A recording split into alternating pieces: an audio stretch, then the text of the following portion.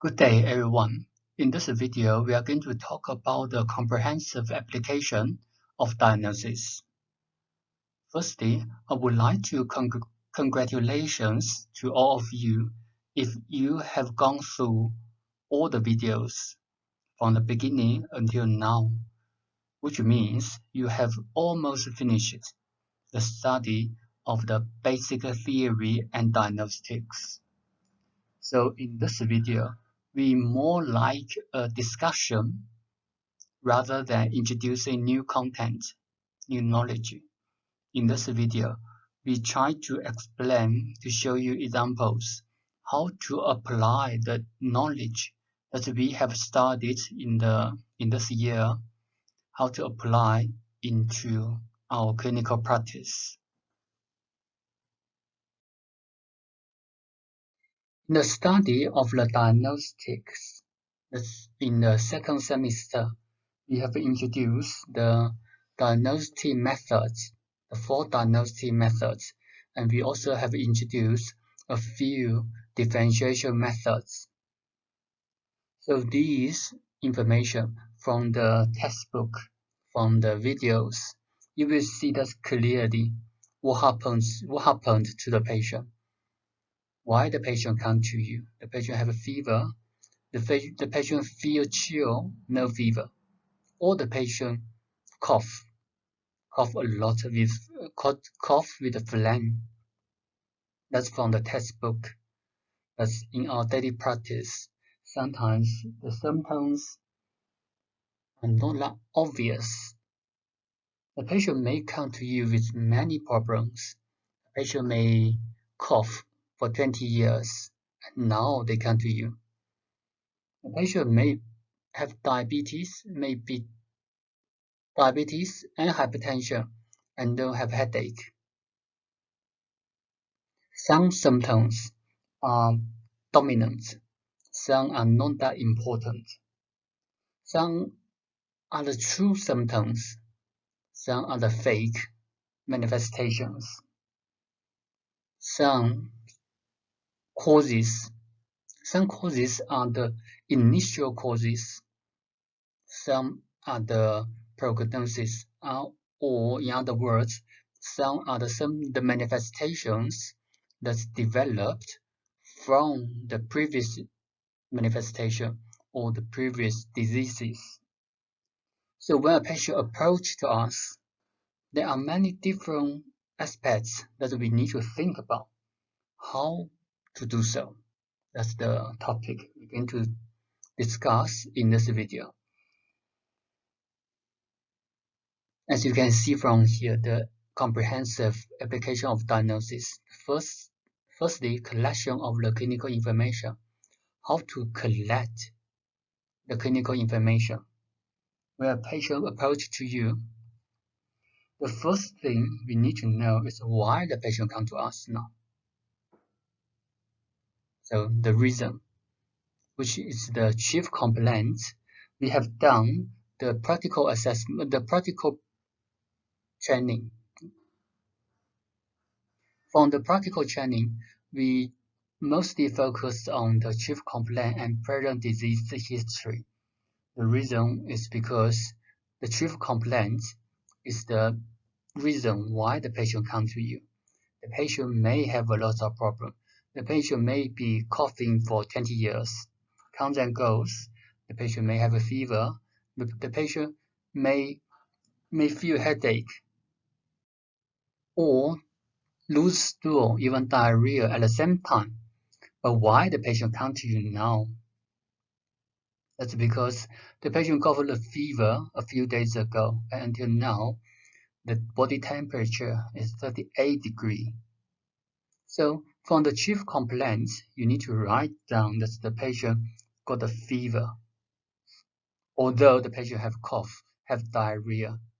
But these are not the chief complaints because the patient concerned more about the fever. So that's the chief complaints.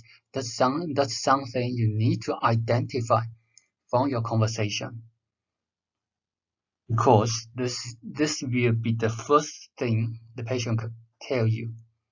Because It is also because normally you can just imagine that if you are seeing a doctor, so for instance, there's something wrong with you, you are sick now. When you seek for the medical assistance, you went to see a doctor.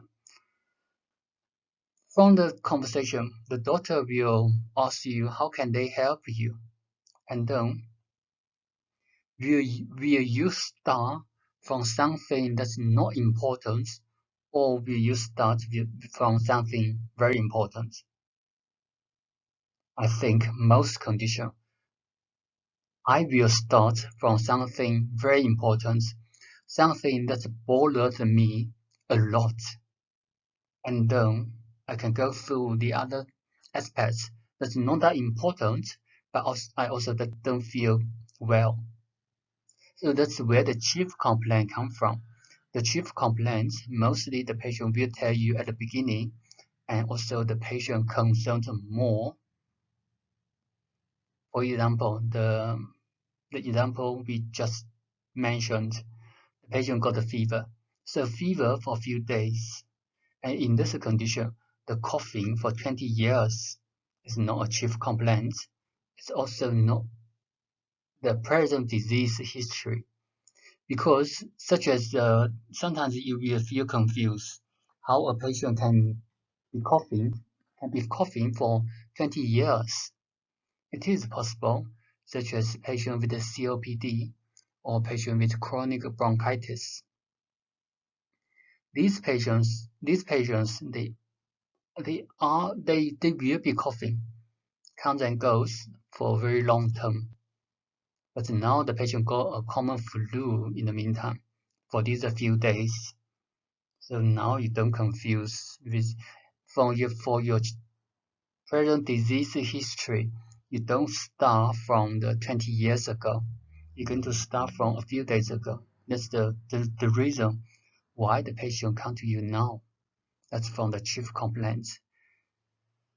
Also, when we want to identify the clinical information, we will start from the chief complaints. So now this patient tells you that he got fever for a few days, for 2 days or 3 days, and what's the reading? Then the patient have cough, chronic cough. So from the inquiry, we're going to focus on the chief complaints. We're not going to focus on the chronic cough, which means a patient with fever, you need to ask what's the causes of the fever, what's the possible causes. Sometimes the patient come, or most of the time, the patient cannot tell you what's the actual cause, but you need to inquire, you need to question them about the possible causes. Have they been to, such as they walking or they were under the rain, or they jump in the pool in summer. So these cold environments can cause the fever. Or for instance, now we are experiencing the COVID pandemic. The patient has contacted a confirmed cases. Now the patient presents with fever. So you see these conditions, these situations are all can have different causes. That's something you need to focus. From the chief complaints, the patient presents with the fever. You're going to start. You're going to focus on the fever, and then you're going to start from the causes. What's the possible causes? What's the accompanying symptoms? What are the accompanying symptoms? Does the patient have a runny nose, blocked nose? Does the patient have a headache? How about the appetite? Does the patient feel aversion to cold? So these are all the questions that are related to the chief complaints. So that's how you start or how you lead the conversation. You don't talk randomly. It is not a the consultation is not a normal conversation. You don't speak a lot, something not related. So you will focus on the chief complaints, and you're going to questions the questions that's related to the chief complaint. Then this patient got fever, got a runny nose, aversion to cold, and then got lightheaded for 2 days. And then you also need to ask that the patient cough, and then he told you that he always been coughing for 20 years, comes and goes, and now the cough become worse. From here, the cough, you need to ask about the frequency. And then if the patient can cough, or just by chance the patient cough in front of you, you can hear the sounds of the coughing. What kinds of sounds to you? With phlegm or no phlegm? You're going to ask the patient. If you don't hear the sounds, even if you hear the sounds, you're also going to ask the patient. Do they see phlegm? Is there any phlegm coughing out?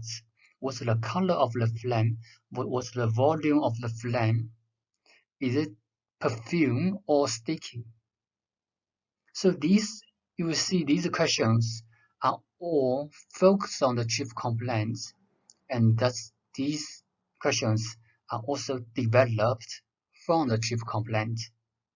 A patient with a fever, you ask about something related, and then for something related, such as the cough, you ask about the volume of the cough, the property, the color of the phlegm, and also you can ask about does the cough change during the day and night? Then you see all these questions. When I ask, I got my reasons. I don't ask for fun. If the patient the cough become worse at night, I knew that something related to yin. If the cough is worse during the day and in the evening the patient feel better, then you will know that the cough is related to yang. You see, all our questioning, you're going to think in your mind. That you're going to ask the question that can help you to identify the nature of the disease, the causes of the diseases, also the location of the diseases.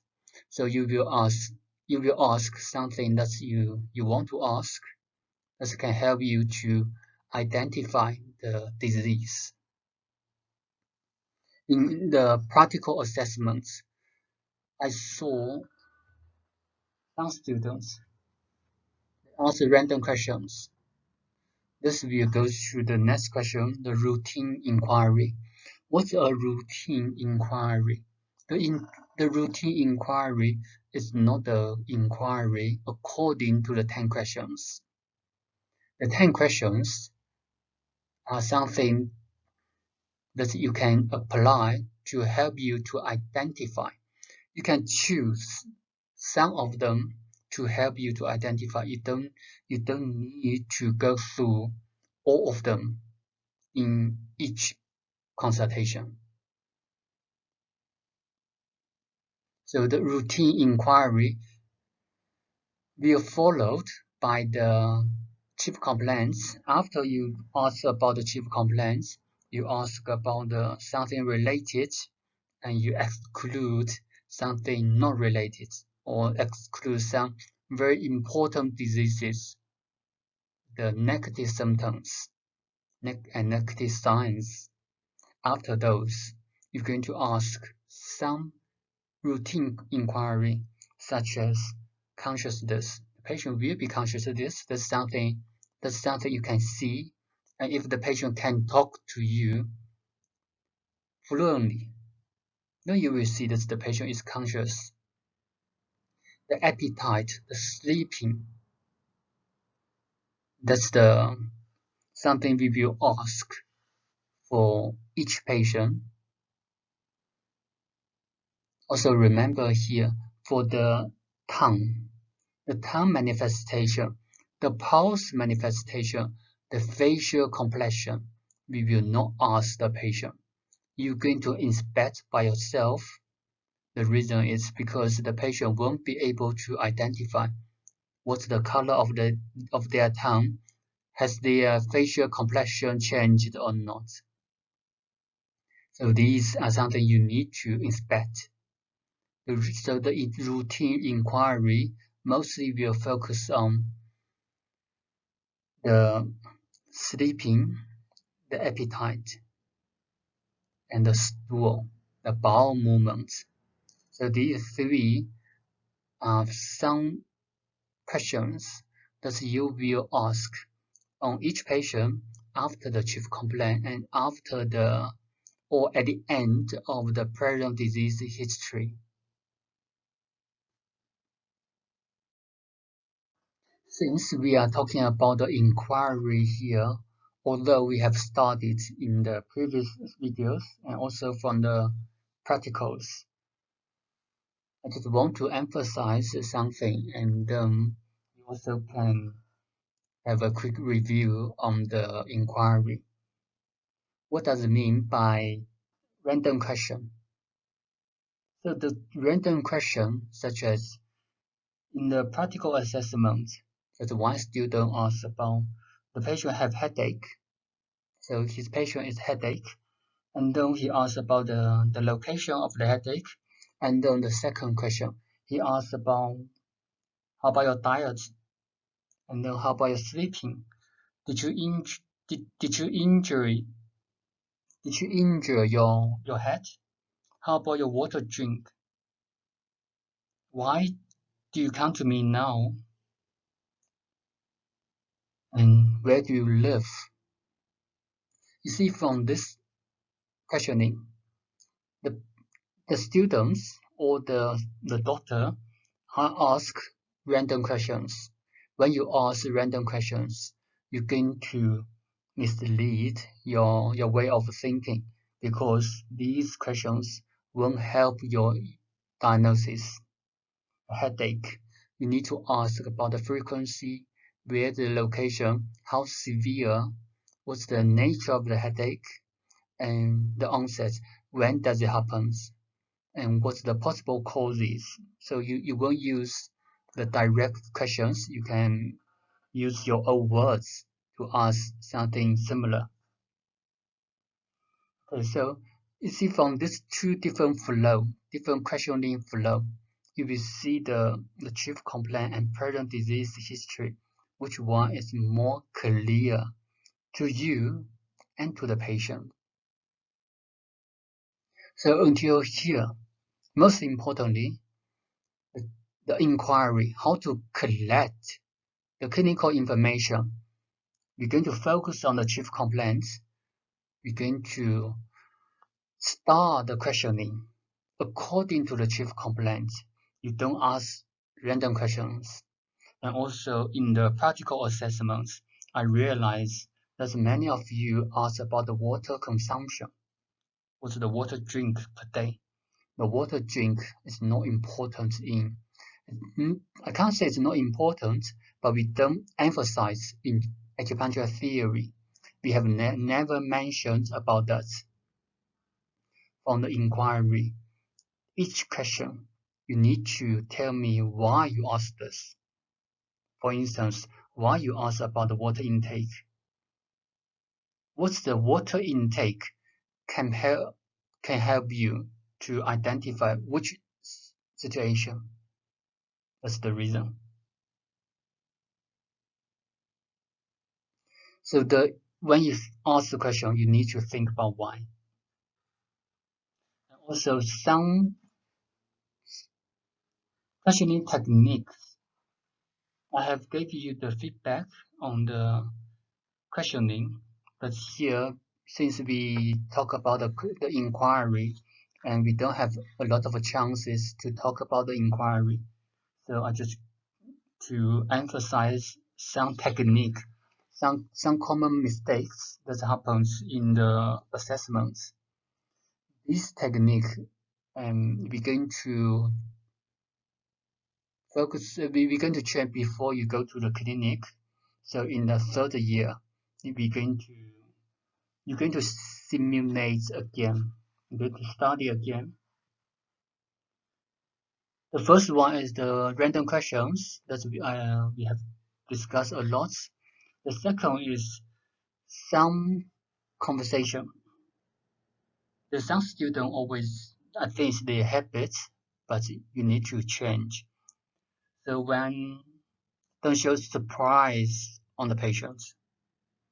So for instance, I come to you with a cough, with chronic cough, and when you ask how long I have been coughing, I said 20 years. I have been coughing for 20 years, comes and goes. There's one student says, oh, 20 years, cool. You see these kinds of sounds, especially in the raising tones, is not supposed. It is not supposed to happen in a consultation. So don't show surprise. Even I tell you I have been coughing for 50 years, you can feel, you can be surprised in your mind, but you can't speak out. So don't show surprise in front of a patient. It's unprofessional. Also, when a patient asks, tell you something, there's one student says, that's all? So this kind of tones, the raising tones, the patient won't feel comfortable. There's another student talk about, don't you feel thirsty? This question, this kind of questioning method is a very typical leading question. Don't you feel? Don't you feel? The patient will have pressures on them. They feel that you are expecting the answer yes. So the leading question, sometimes the patient just tell you yes to please you. Then, on the other hand, you got the fake information. So we will try to avoid this kinds of leading questions.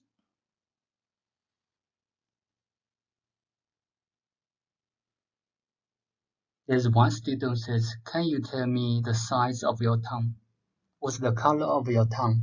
So the tongue inspection is something you need to do. You can't ask the patient. And what's worse, the students ask another question. So there's no pain on the tongue. The tongue's normal. So you see, how do you feel when I read out these sentences? There's no pain on the tongue.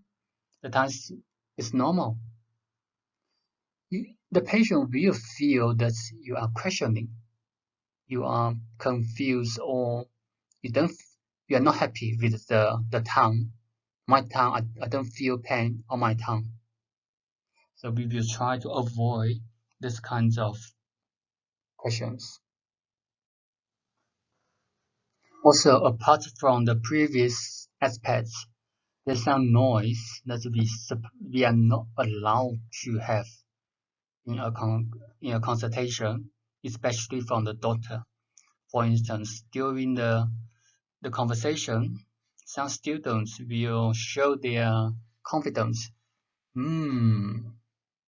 This kind of a sound you should and also don't repeat a lot of okay. When the patient tell you something, say okay, okay, okay, okay, okay, okay. So you can have some of these okay to show that you understand, but you can't repeat them because if in a conversation you repeat a lot, the patient also won't feel comfortable, and you also can feel that you also can make the patient to feel that you are you're not patient. So try to avoid these kinds of noise from the practitioner's side. So these are some other words on the inquiry. The next thing is we're going to integrate the 4 diagnostic methods and integrate the physical examinations. So the diagnostic methods. In the diagnostics, we are focusing on diagnostic methods, the inspection, listening and smelling, inquiry, and palpation. The 4 diagnostic methods. We don't use only one diagnostic method. That's why from the inquiry assessments, some of you have done very well writing, but from the writing, I put a comment there that you cannot diagnose from inquiry only. The reason is for the diagnosis, you need to integrate 4 diagnostic methods. We're going to inquire, we're going to see, observe from your eyes. We're going to feel from the pulse, also feel from the physical examinations. That's why we don't only diagnose from one. It is very important to integrate 4 diagnostic methods to avoid or to minimize the mistakes. In this video, we have discussed about the inquiry, the clinical information. We have discussed how to inquire, and it is actually a kind of a review. And also we have mentioned that the integration of the 4 diagnostic methods and physical examination. The physical examination, it is actually as a part of the diagnostic methods in the category of palpation, which means it's very important to integrate the 4 diagnostic methods. So until now, we have collected the clinical information from the 4 diagnostic methods. How are we going to analyze? So this is something we're going to discuss in the next video. Thank you for your attention.